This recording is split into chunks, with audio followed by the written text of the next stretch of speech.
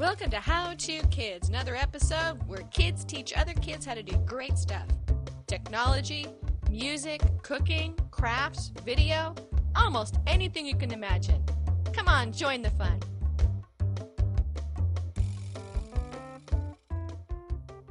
Todd, I hear you have a new book out recently. Would you like to tell us about it? Yes, I would. Thank you. It's this one, Dragon's Fire, written with my mother, and we're both really thrilled because it actually managed to get on the New York Times bestseller list. It's the second collaboration we've written together, and the third book that I've written on Pern. That's really cool. Thank you. Okay. Yeah.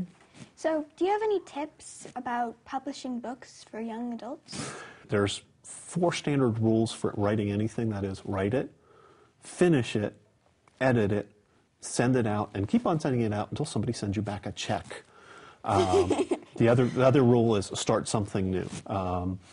Ray Bradbury, who's everybody knows is world famous, says that in his opinion, it takes about 5,000 bad stories before you start writing a good one. I don't know if that's true for everybody, but I think it's really important not to say that this one story that you've written is going to be the only story you'll ever write, and it has to be perfect. That's sort of the best place to start from. Write and keep writing. When did you start writing books? Books I started writing way back in 1996. Before that, I'd written some short stories and some choose-your-own adventures, and I really started writing myself when I was about 12. In fact, I earned my first typewriter by learning how to touch type, and I wanted the typewriter so I could write. That's cool. Thank you. Okay. So, how do you start your stories? It's different for every story. Sometimes they come to me. Sometimes I have a dream and I go, oh, wow, that's a great story. I just recently had thought of a funny line, my trusty minions have deserted me. And I thought, well, there's a good story idea. So they sort of come from everywhere. Sometimes they come from not hearing people write. And they come from many different places. They come from somebody saying, well, have you ever thought about? So that's where I get my story ideas from. How do you choose your characters? Well, character and story is very closely related. You can't have the same story with a different character. A good example, probably everybody's familiar with, is Harry Potter. I mean, what if Harry Potter were Dudley Dursley? It wouldn't work. He couldn't be the hero of that story because he's a spoiled brat. So what happens in your story and who the characters are really come together.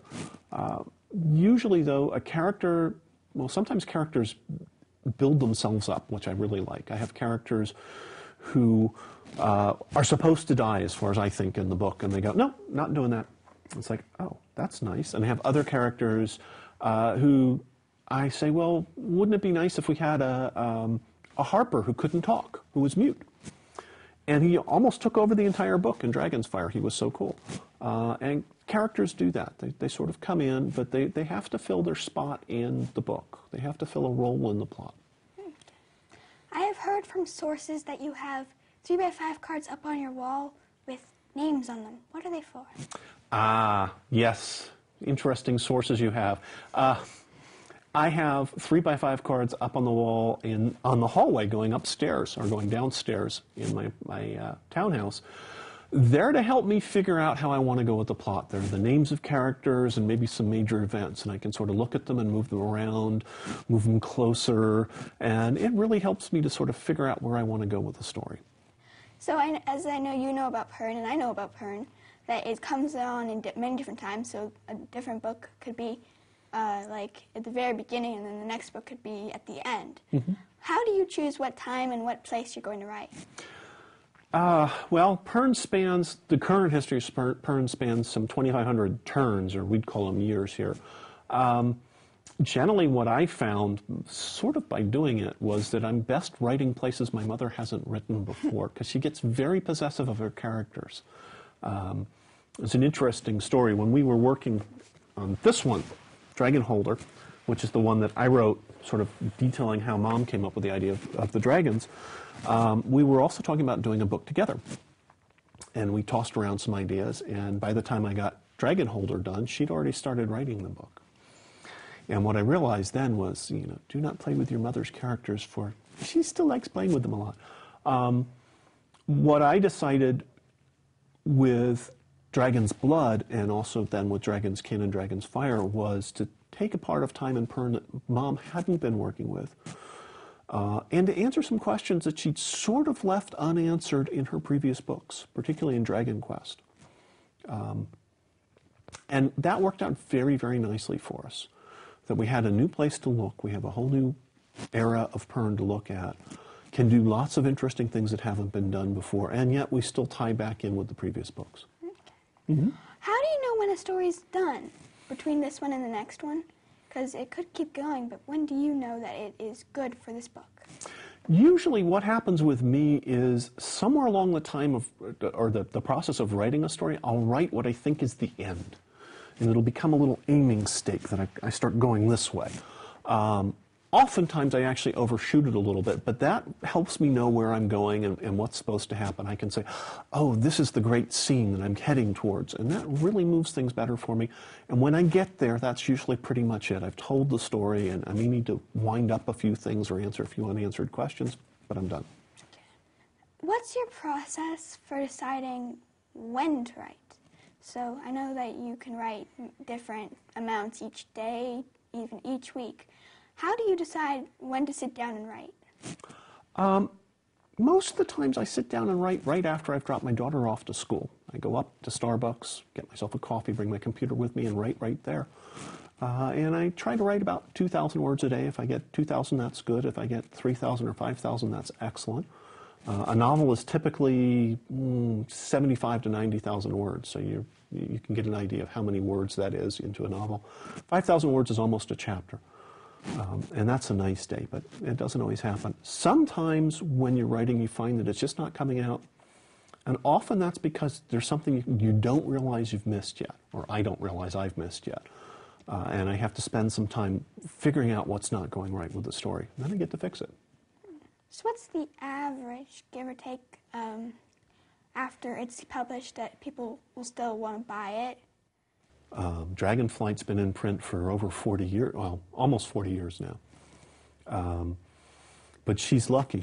My mother is a classic. She's an inductee into the Science Fiction Hall of Fame, and she's won awards that are just all over the place. She's even had one of the astronauts fly her books up to the International Space Station because that was the sort of book her astronaut friend liked reading. Usually, though, you'll see a book being published, well, usually you'll see a book in hardback for about a year before it comes out in paperback. Paperback sales, that sort of depends upon whether you've managed to come up with a book that's incredibly popular or not. Paperback sales, if you're unlucky, may only last you another year or two. Otherwise, you may be like J.K. Rowling or Anne McCaffrey and on the bestseller list and just in print forever. How does a young adult, or pretty much anybody, get started in the writing business? Usually writing a novel is a hard way to start because a novel is 75,000 to 90,000 words long, whereas a short story is only about 5,000 words long. So obviously you can write about 15 times as many stories as you could novels. And if it's going to take you, if it's as hard, which it usually is, to get a short story published as it is a novel, you've got 15 times better the chance writing short stories than you do writing novels. Nowadays, to get published as a novelist, you almost always have to have an agent. That is somebody who represents you and understands the contractual side of the book business.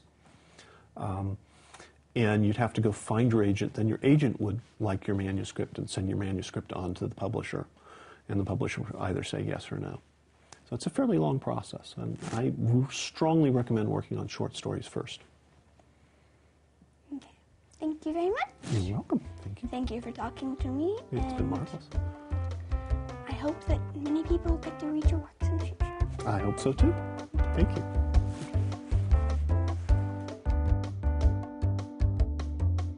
Thanks for watching How2Kids. Come join us at how2kids.com for more information and for more great episodes.